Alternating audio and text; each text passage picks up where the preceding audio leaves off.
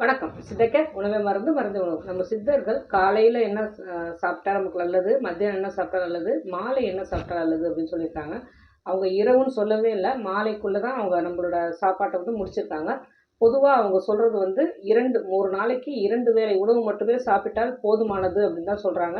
ஏன்னா 3 வேளை சாப்பிட்றவங்க வந்து ரோகி அப்படின்னு சொல்கிறாங்க. அதாவது ரோகி அப்படின்னா பேஷண்ட்டாக ஆகிடுவோம் அப்படிங்கிறது தான் அதோட அர்த்தம். ஒரு நாளைக்கு 3 வேளை சாப்பிட வேண்டிய தேவையே இருக்காது.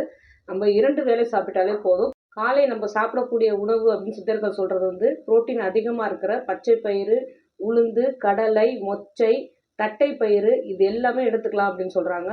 அதோடு சேர்த்து சுக்கு, மிளகு, பெருங்காயம் இதையும் எடுத்துக்கணும் அப்படின்னு சொல்கிறாங்க. இப்போ நம்ம புரோட்டீன் அதிகமாக இருக்குது அப்படின்னு சொல்கிறதுல சேர்த்து வாயு பொருட்களும் இருக்குது, கவனிக்கணும். அதனால தான் சுக்கு, பெருங்காயம், கடுகு, மிளகு இதெல்லாம் சேர்த்து எடுத்துக்கணும்னு சொல்கிறாங்க. இதெல்லாம் ஜீரணமாகறதுக்கு நமக்கு உதவியாகவும் இருக்கும். அதேமாதிரி மதியம் வந்து வாதம் அதிகம் தரக்கூடிய, அதாவது வாதம் அதிகம் தரக்கூடிய நமக்கு உடம்புக்கு பலமும் இருக்கும். வாதம் இருக்குன்னு சொல்லிட முடியாது. ஒரு சில பொருட்களில் உடம்புக்கு தேவையான வாதமும் தேவைதான். அதனால் வாதம் அதிகமாக இருக்கிற பொருட்களும் கபம் அதிகமாக இருக்கிற பொருட்களும், கபம் அதிகமாக இருக்கிறதுனா சீதனம் தரக்கூடியது. நம்ம முளைக்கீரை, வாட்டரி வெஜிடபிள்ஸ்னு சொல்கிறோம் இல்லையா இந்த காலத்தில், பீர்க்கங்காய், புடலங்காய், பூசணிக்காய் இது எல்லாமே சீதனம் தரக்கூடியது. அதை சாப்பிட்டாலே நமக்கு சளி பிடிக்கும்னு சொல்லுவோம்.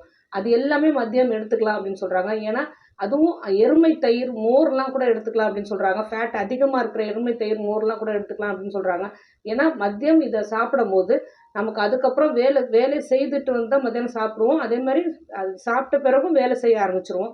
அதனால தான் அவங்க மதியம் வந்து நல்ல ஹெவி ஃபுட்ஸாக, ஃபேட்டு கலந்ததா, அதிகமான சீதளம், அதாவது நிறைய வாட்டரி வெஜிடபிள்ஸ், சளி பிடிக்கும்னு சொல்கிறது கூட நம்ம நிறையவே எடுத்துக்கலாம். ஏன்னா வாட்டரி வெஜிடபிள்ஸில் இல்லாத சத்துக்களே கிடையாது. அதனால தான் அந்த நீர் சத்து நமக்கு உடம்புக்கு தேவைங்கிறதால அதையும் நிறையவே எடுத்துக்கலாம் அப்படின்னு சொல்கிறாங்க. மாலை வந்து ரொம்ப சாதாரண காய்கறிகள், அவரை பிஞ்சு, கத்திரி பிஞ்சு, முருங்கை பிஞ்சு இது மட்டும்தான் எடுத்துக்கலாம் அப்படின்னு சொல்கிறாங்க. இதில் வந்து எதுலேயுமே அரிசிங்கிற ஒரு பொருட்கள், அதாவது அரிசிங்கிறது நிறைய எடுத்துக்கக்கூடாதுங்கிறது தான் சித்தர்களோட கணக்கு.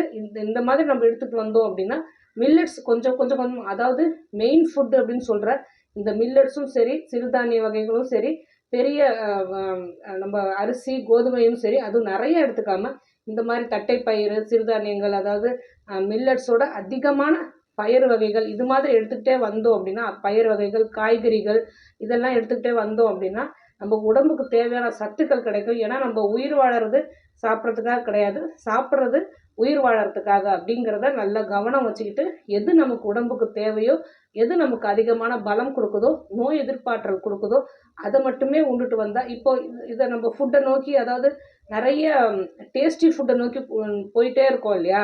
இந்த டேஸ்டி ஃபுட்டு சாப்பிடக்கூடாதா அப்படின்னு எல்லாரும் கேட்குறவங்களுக்கு கண்டிப்பாக வாரத்துக்கு ஒரு முறை, மாதத்துக்கு ஒரு முறை, அதுவும் வயதாக ஒரு ஃபுட் நாலேஜ் வரும்.